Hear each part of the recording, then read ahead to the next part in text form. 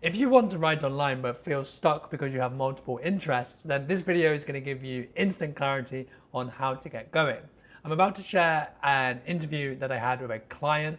My client had been thinking about writing online for a long time. He'd bought courses, he bought cohorts, he had done all the exercises that people had said, and yet years in, he was still freezing completely on what to write about and therefore never really got going. We solved all that in just 15 minutes. So in this video, you're going to see the exact questions you need to ask yourself to get going, and a tip that I wish I was told, God, 5 years ago, so that I just got out of my way and could start creating content. Hope you enjoy. It's just like, to me, I view it as like being a totally separate layer or a different thing than what I do in my, you know, day in and day out as in my career in finance. Cool, cool. I mean, I can really resonate with it because I remember when I was a dentist. Even though again you're very helpful in your work, I felt like a lot of the stuff that I was learning and thinking about was just going to waste because it was coming in but not really going out. And B, just I love the idea of just thinking deeper about things and putting that out there in the world. Sounds like kind of similar, which is great. Uh, the the question around X and Substack was my next part. So you said that we'll get kickstarted on X, but ultimately you envision yourself on Substack. Um, One of my main mistakes and the things that I'm most guilty for still is I'm always like, I'm going to do this bit and then I'm going to get to that bit. And I always just ask people, like, why can't we just get to that bit? And so, what do you see X as that Substack isn't for you? Um, honestly, if I ideally I would just start writing on Substack and I wouldn't use X at all. I think I just kind of assumed that it would be part of like a stepping stone to getting there. But ultimately, I just what I want to do is write long form, and that I mean, if I just start with that, then I think I'd be happy. So I Cool, guess maybe just knowing how to do that. Yeah. cool. See you later, David, mate. Yeah, well, I think that let's do it on Substack. You don't want to be writing in a place that feels like a stepping stone, because Okay. yeah, it's tiring. Like I've done, I've put a lot of time into places where I'm like, actually, I don't really want to be doing this. Substack again, if you especially want to do a bit of long form too, it's a great place to sharpen your teeth because you don't need to worry so much about like getting readers to a newsletter and stuff like this. It has an inbuilt mechanism to find people. I personally, so I'm on Substack, but like later on, I always tell people like you really want to get off any platform that people own. Like you want to have your own space, but people do that a bit too early when they're still in this whole like, what the hell am I writing about sort of thing. Um, One platform to have a bit of fun, explore your curiosity, and see how that feels. But if you're just to kind of bounce back what you've been saying to me, so you have your professional presence, but you want to go deeper into what you're thinking about. You want to think you've got like ways that you can inspire people, better human, that sort of stuff, which is quite broad at the moment. We want to write a bit more longer form content. So that sounds like you want to really explore your thoughts at a deeper level. And let's say we're going to do that on Substack. You're probably then going to be like, okay, so what the hell am I writing about? Yeah. Yeah. Uh, Yeah. so hit me with it. What do you want to write about? Um, I I mean, I would say I want to help people overcome adversity. Maybe people that are going through tough times, or help people overcome self-doubt. I think maybe some of the things that I've experienced in my own life, and I've learned a lot along the way that I'd like to be able to pass on some of that, the Okay. stuff that I've learned through my writing. Okay. So just in that order, you said things that we had like the adversity side, and then you touched on the self-doubt, and then you said about it being from your own personal experiences. Would you say that self-doubt is one of the most important things that within that advice, or Yeah, I'd say it's definitely it's really prevalent in it. Yeah. yeah, yeah? I mean, well, for me, I actually think doubt, or I probably call it more fear. I think it's everything. because I think if we are our own worst enemies, and if we can help people see themselves clearer, then they can get out on their own way. I only say that because when we are thinking about what to write about, there are a few ways we can look at it, like a few ways to focus. And so for some people, I'm like, okay, cool, you have this very specific practical bit of advice. For example, for me, I could pick how to quit your job as an example. But if you're not quite sure, you can also think about, okay, what problem am I thinking about a lot at the moment? Just to try to find the lens. And so you mentioned self-doubt. If I was to tell you or suggest to you to write about self-doubt, primarily like for, let's say, 30 days, how would that feel? To write about self-doubt for like 30 days, you said? Did I hear that right? Yeah. Yeah. I'm not sure. It sounds like maybe a lot, but Okay. it's hard to Okay. answer that. Yeah. Okay. And that's cool. I'm just sort of seeing how you would respond with it. If you're like, hell yeah. Generally, I think 30 days of a lot is a lot of anything. My Right. point, or what we're going to be doing anyway, is that we're going to just start somewhere. And what you'll find is that it's kind of like pulling a thread. And within self-doubt, you might be like, well, this idea was really interesting for me, and this idea was really interesting for me, and kind of going from there. Yeah. But I know you mentioned that you had taken a few courses before, and so I'm sure you're no stranger to the Venn diagramming and all of this stuff that feels productive, and then you're like, cool, but what the hell am I writing about? Did you come up with like topics where you were like, I really want to dive into that, apart from what you've said? Um, yeah, I mean, it kind of pretty much centered around health. I would say like physical health, mental health. Um, I, I like writing a lot about kind of the mind, like how we think, and it ties into self-doubt, like subconscious thinking, and how to kind of develop self-awareness and help overcome that. I mean, I don't know, honestly, man. I'm just like I'm all over the place. You know what I mean? Yeah, sure. Well, I mean, I'll just reflect back to you. I think this will be kind of land for a few people here. There's a weird thing that happens when we're doing the internal thinking that we feel like we're completely all over the place, and then externally someone's like, "Oh, you've got it nailed."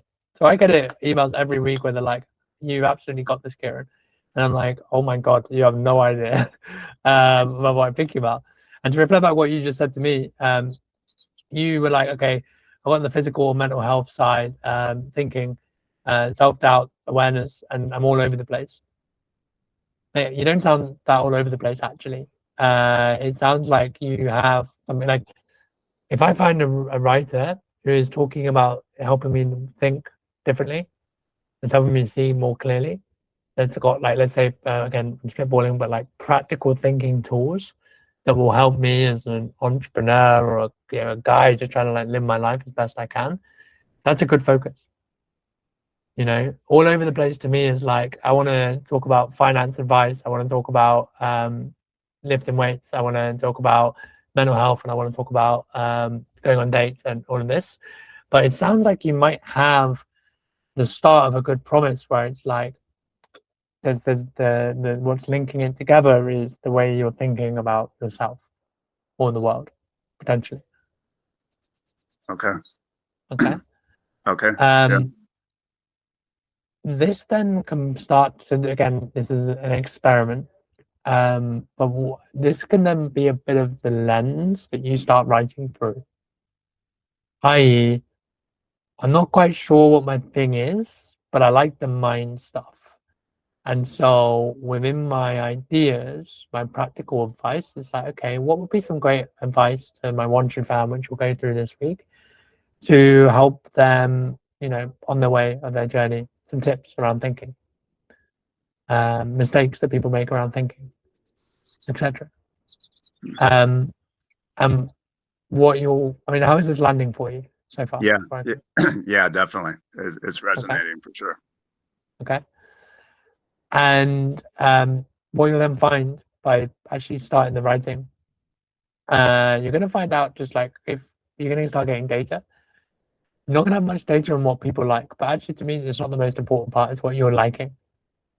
Because there are some ideas that really start to sing to your soul that you're like, wow, I like some of my like essays that I'm writing is like I can't stop thinking about this thing. And that's the energy we're looking for, because then you don't have to plot or plan what I'm writing about anymore. It's like I'm just letting my curiosity pull me along. But that doesn't happen when we are in the phase where you're at, where it's like, 5 courses deep, tons of plans, still haven't started writing. So let's start there together. Yeah. Yeah. Okay. Okay. Yeah. You'll do a bit more planning with this week's work. And so hopefully you'll get, well, you're probably gonna end up with more questions, which is great. But do you have, based on what I've said now, what's the next most obvious problem for you in your head right now? How do I, you said to experiment and start collecting information. How do I do that? If I'm not going to write on X, I mean, does that mean I need to post on Substack, like right off the bat? Yeah. So what we'll be doing in the first week or the first 2 weeks is you're actually just going to be writing a bit on Circle. So all the tasks that I asked you to do, I'm like, cool, come share what you're up to on Circle. Because I do this with all my clients, particularly ones that haven't started writing online. I'm like, we spend the first 30 days, you write to me, not to the audience. So we can do a bit of that. On week 2, we'll pick a platform and start posting. And yeah, for you, that'll be Substack, probably. In the first month, you're not going to have this huge flock of people reading, particularly because you're figuring it out too. But there's something happens when you go from private to public. You really read your own writing differently. And you really start to think a little bit more consciously about stuff. The marketing head switches on a bit, that sort of stuff. And that's what we're going to do. So you'll start posting on Substack. Each week we'll look back at the stuff you've written and be like, well, okay, what was pretty cool? Did we get any cool responses? Any conversations, that sort of stuff? And then obviously by the end of the month, you're going to be like, right, I've given you 28 prompts. One's optional, so about 25 prompts. So you're going to have some ideas in there. And you're like, actually, I want to go deeper here. For you, when you say long form content, how long are you thinking at the moment, or are you not sure? Honestly, I don't know. Maybe, and I'm not even sure what would be defined as long form, but like 1,000 words, maybe, like 1,200 word pieces, Okay. maybe. Okay, I don't know. cool. Would you consider that long form? I don't even know if that's if that's accurate or not. Yeah, I think I would consider that long form. Okay. Yeah, I would consider. It depends on where you're writing. But like, anything over 500 is kind of in that medium-y space, and then over 1,000, it's someone needs to sit down with a cup of tea to read that. Right. Okay. I don't know why, but I'm just a sucker for like 1K plus words. We just talk about this, I think, somewhere in the cohort. But there's like a sweet spot with length of writing, because the more you write, the less people will finish your content. And so that's one thing to bear in mind. But the people that do finish 1,000 words, like, they love you because they've read 1,000 words of it.